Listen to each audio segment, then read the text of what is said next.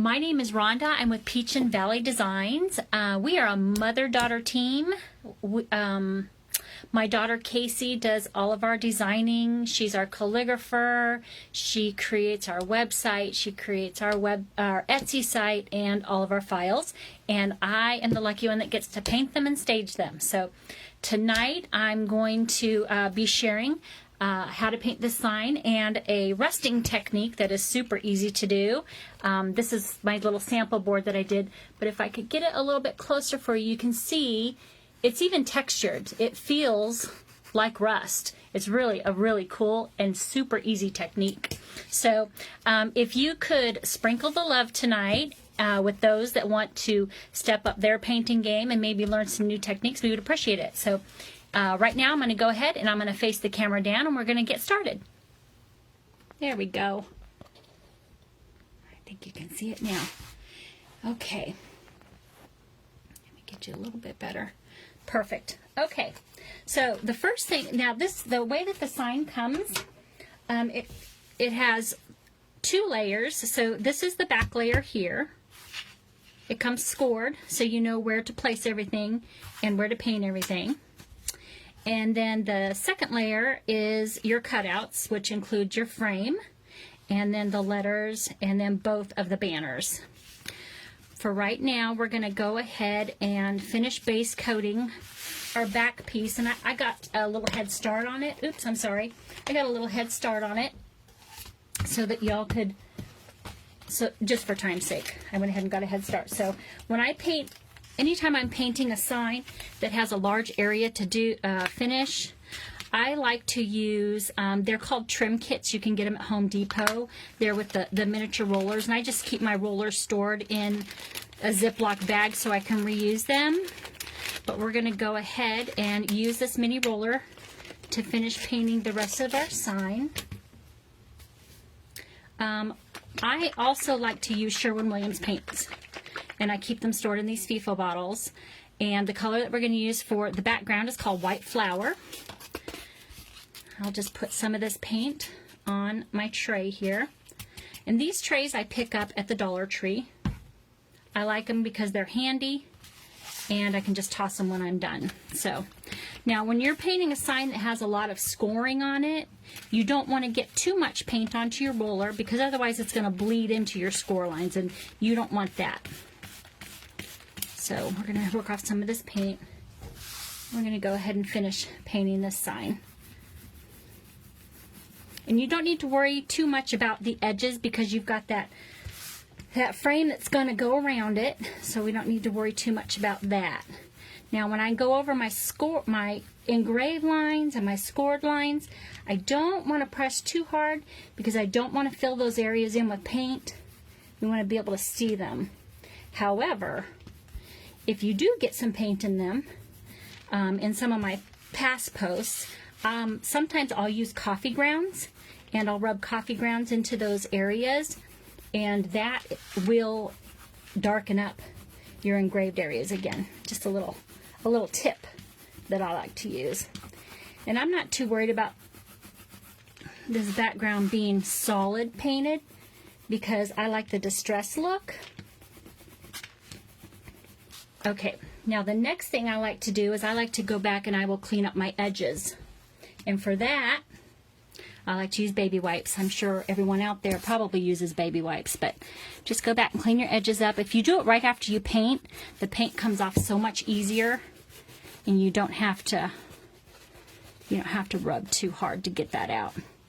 I do recommend though, if you're using birch plywood, that's what we use to paint on, be careful of any loose pieces of wood. I can't even tell you how many times I've had splinters go into my fingers and that hurts. Okay, so let me just make sure we are good on this color. I'm okay with that. Okay, so we're going to set this aside and we're going to let that dry. And now what we want to do is we want to go ahead and work on this section of the sign. So since I already have my white paint out, I'm going to go ahead and work on this piece here. And you can see on this piece, the writing is white, but the banner itself is black. So what I did to do that is you just want to take a paintbrush and your white paint, and I just go in and I fill in those areas with the white paint.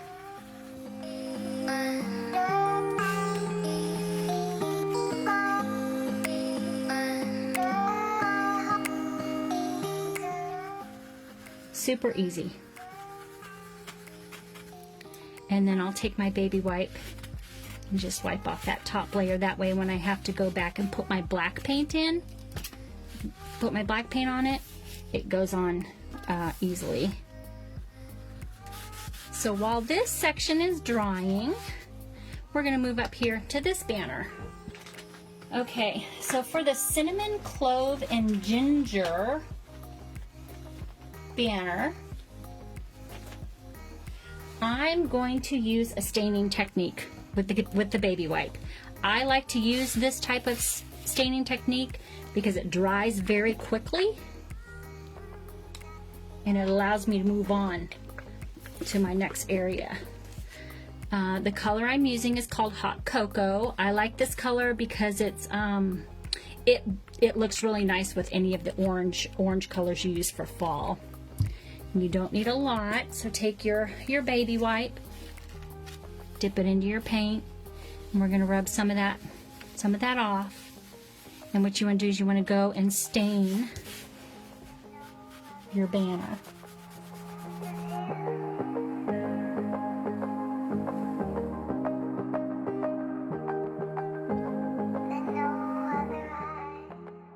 Okay, so for the most part, I have wiped that off. Now we're going to go back and I'm going to put one more coat of white on our letters here.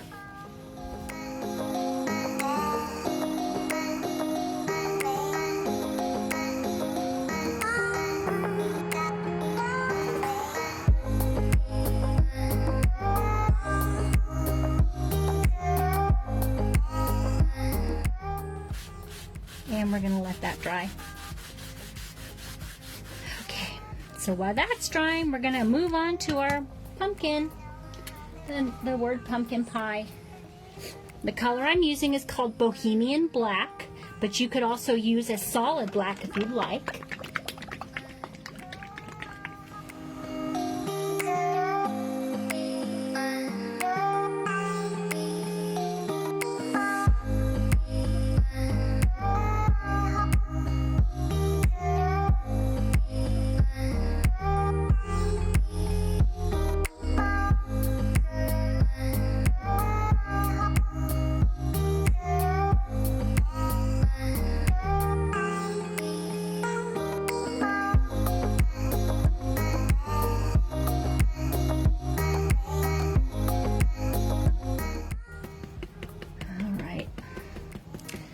So we're going to go ahead and let that dry.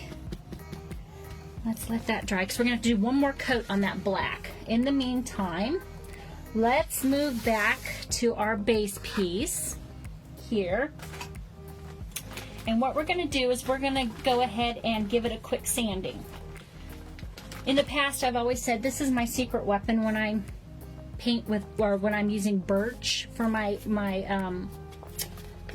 as my material. I like to, after I put on my first base coat, I like to go back and give everything a quick sanding with 220 grit sandpaper. It makes it so nice and smooth. So we're going to give this a quick sanding.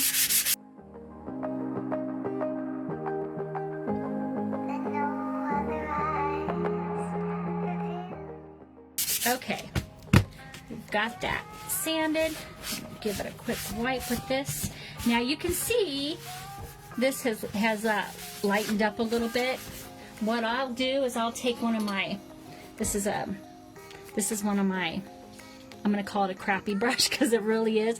I just like it because it's a hard brush, but I like to go back and I will clean out my scored line or my engraved lines with it, and you can see how it just cleaned everything out right there, and even up here. Okay, so now what we're going to do is we are going to go in and we are going to paint our pumpkin. Okay, so we're going to go ahead and give this pumpkin a quick base coat, and don't worry about painting over this section here because this is going to be covered with one of those banners. So, and I flip my signs around and move things around, so I do apologize if I'm flipping this thing around in front of the camera, but that's how I roll, that's how I paint, that's how I can stay in the lines.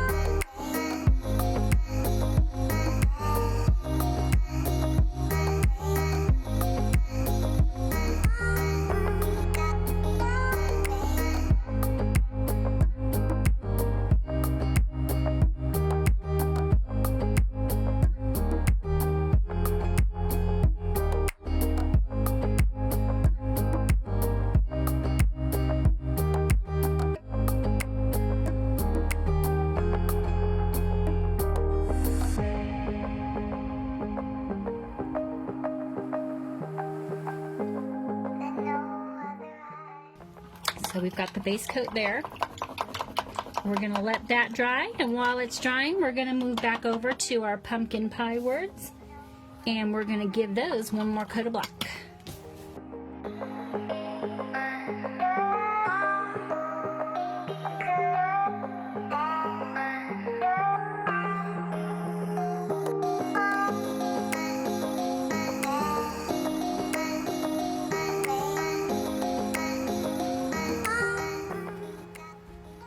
So we're done there.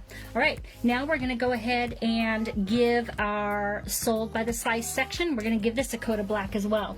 Now this one, you want to make sure you don't have too much paint on your sponge because you don't want that black paint to get into those white areas. So we're going to pounce off some of that paint and just pounce it on here and just go real lightly over those white areas. And this you'll probably have to do maybe a couple times.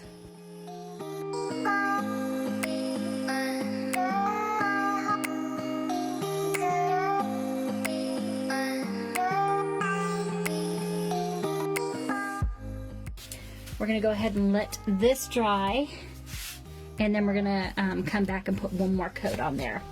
But in the meantime, we're going to give some dimension to our pumpkin. So when we purchase our colors, what we like to do is we will pick a base color, and then we like to pick another color in the same color palette that's a little bit darker that we like to use for shading. Some people like to mix their colors to do their shading, but we just like to, it just makes it easier for us. So the color we chose to shade our outgoing orange is called True Penny.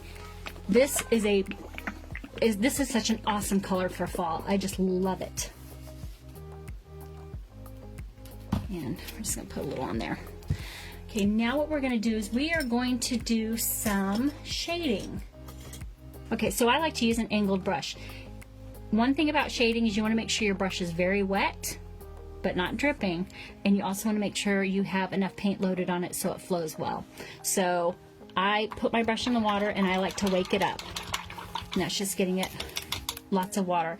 I will keep a wet paper towel on my palette, and I will dab my brush on the palette. Get some of those drips off there. I will dab my brush on the palette just so it's not dripping. Okay, and then I like to side load my brush. And you can see it side loaded there. It's called loading the toe of the brush. Take your brush and just start swiping it on either a piece of paper, a palette, whatever you have. And once it starts to get that ombre look, it's time to start floating it onto your pumpkin. So what I'll do is I will do the outsides of my pumpkin first, like that.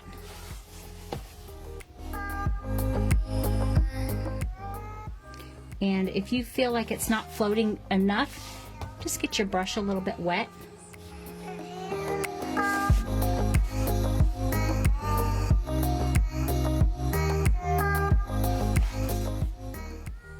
And just follow those score lines that Casey has put on the pumpkin. And I'll tell you what, you cannot go wrong. You cannot go wrong with those score lines. They're scored in the perfect spots for you.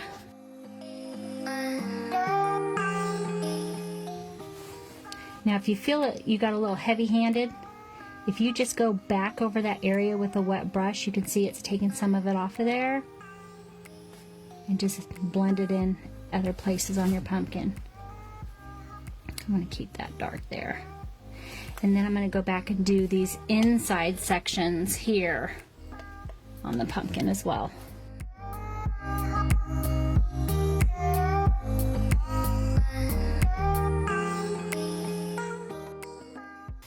And you can see it just gave our pumpkin so much more dimension. Now what I want to do, I want to go back and give a little bit of highlights to our pumpkin. So rinse your brush, dab it, and get just the tiniest bit of white on your brush there. And work it out of your brush. And sometimes I'll even put it on my hand. See, to me that's just still too dark of a white. I want it lighter than that, so I'll work some of it off. And there we go. It's just a very faint white is what you need for your highlights. And just highlight the tops of the pumpkin. Anything that maybe the sun would be shining on. That's the way I like to look at it. So just highlight the tops of your pumpkin.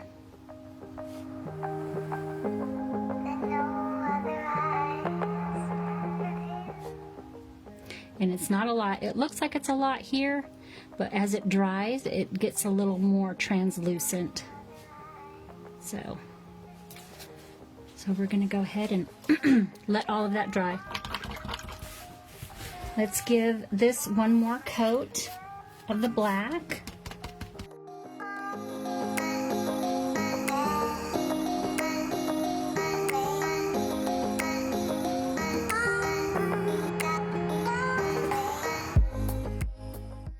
Okay, we're going to let that dry. Let's get our frame and put a quick coat of black on our frame.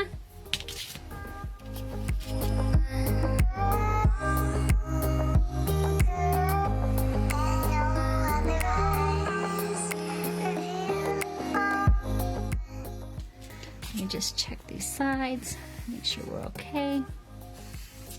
All right, we're coming up on the fun part. We're going to get ready to rust our pieces.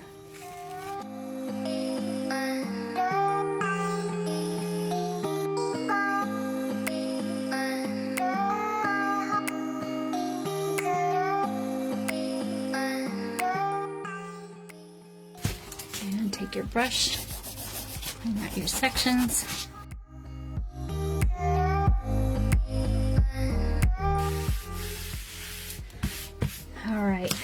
Oh, we do have one more section to shade up here. Let's give this banner a quick shading. We're going to use Turkish coffee for the shading on that banner. Same process as the pumpkin. Just load your brush with the paint. Work some of it off. See, that one I might have a little too much water. Let me dab it right there. And just shade the sections that if you were to look at a banner where you think it's going to be shaded. And it really does I just love the dimension that shading gives these pieces.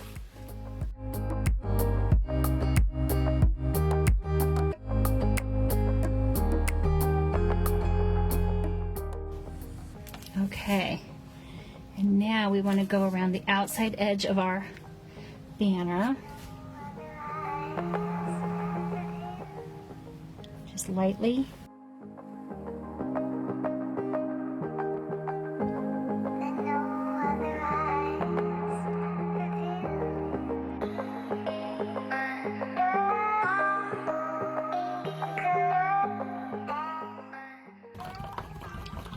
All right, let's get to the fun stuff. Let's get to some rusting.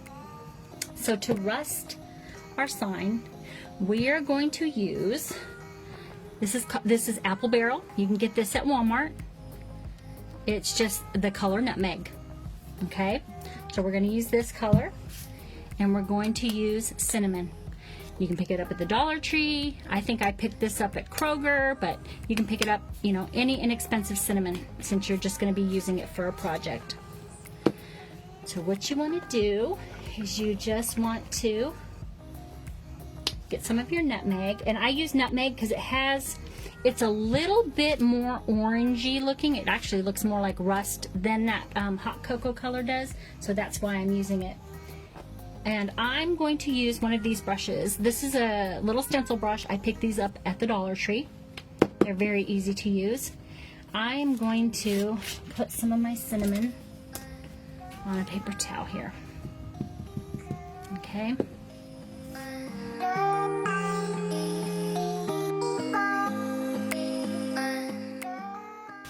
And what you want to do is you want to get some of your paint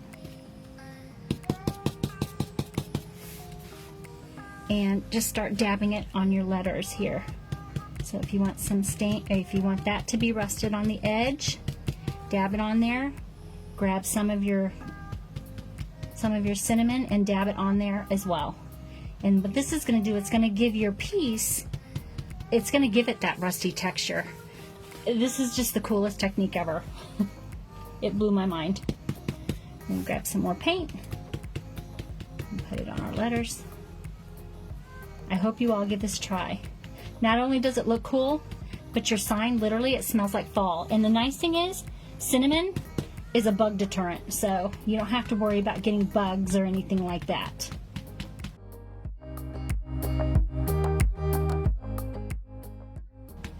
And you're just going to let that dry, and then after it's dry, you can go back and brush off anything that didn't stick.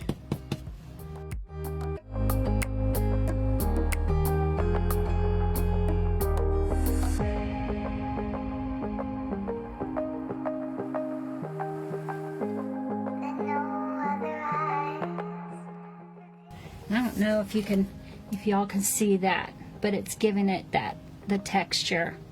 Oh, I just love it. It's so cool.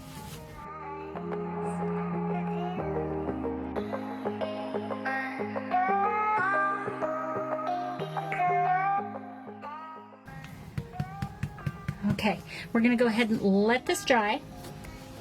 And go back to our pumpkin. Let me rinse my brush off. Okay, let's go back and paint our stem for our pumpkin. And on this one, I'm just going to use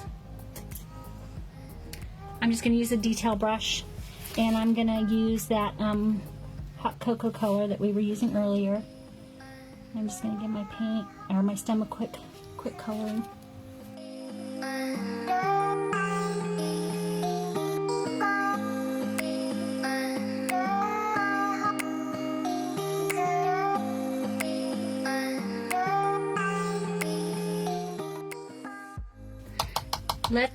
Let the stem dry, and now we're going to go and do that rusting technique on our frame here. Give it a quick sand.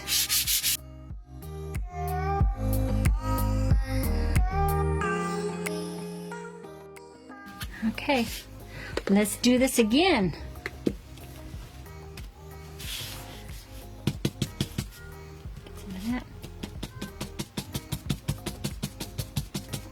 See, I accidentally pounced it into the cinnamon before I finished that. That's all right. It's all good.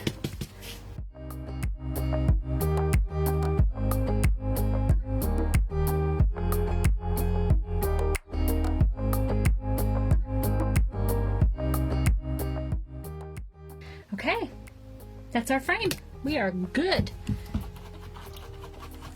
I think the last thing we have left to do is just to give the background a little bit of a grungy feel.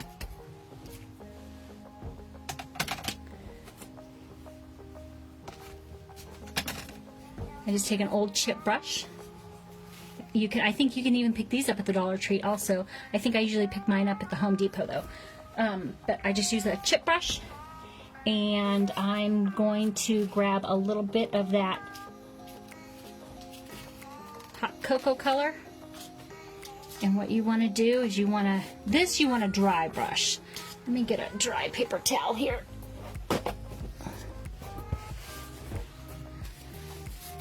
Get as much of that paint off that you can.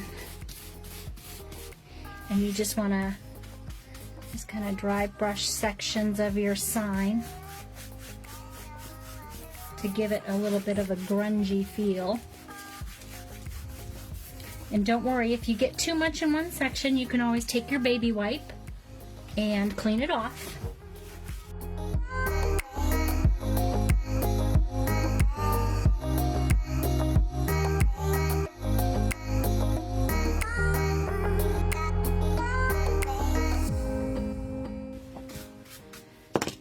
That's it.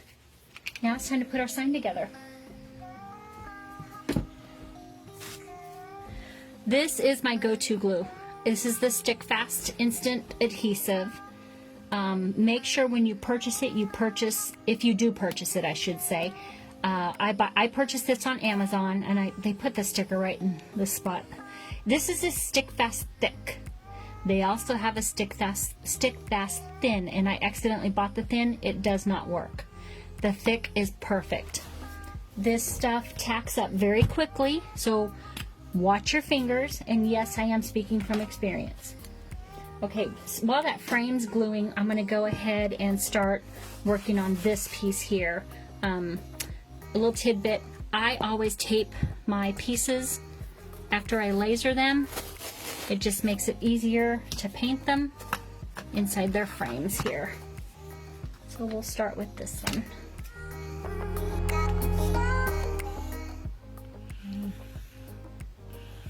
You don't need to put a lot of glue.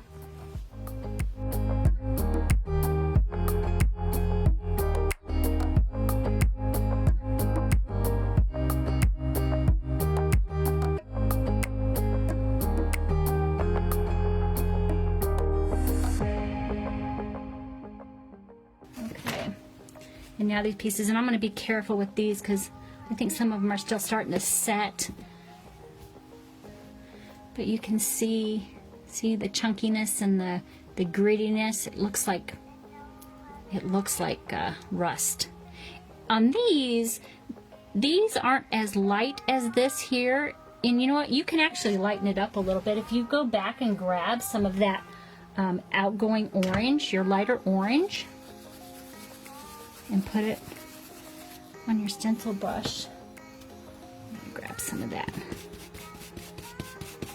And if you just pounce that on those areas, you can lighten that up a little bit to give it a little bit more of a rusted look. Just play with it. And if you don't like it, you can always go back over it with the nutmeg color. Rub it in with your hand or your finger.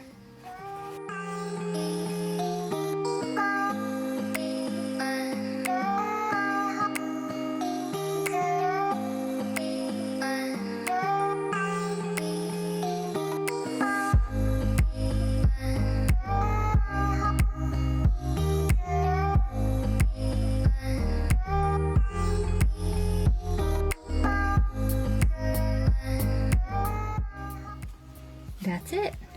Easy peasy. That is our pumpkin pie sign.